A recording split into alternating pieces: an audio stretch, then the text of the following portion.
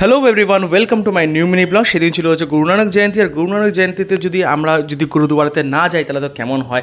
আর তাই জন্য শিলিগুড়ির সেবক রোডে নিয়ার পানি ট্যাঙ্কি মোড়ে আমি আর কল্পনা চলে গেলাম গুরুদুয়ারাতে মাথা ঢাকার জন্য। আর বিশ্বাস করে এখানে একটা আলাদাই স্নিগ্ধতা, আলাদাই মুগ্ধতা তোমাদের কারো কারো ভালো লাগে আমাকে অবশ্যই কমেন্ট করে জানাবে। আর এখানে গুরুদুয়ারাতে মাথা ঢাকার পর নিয়ে নিলাম এনাদের প্রসাদ, আর এখানকার আটার যে ঘি দেওয়া হালুয়া ভাই জাস্ট অসাম।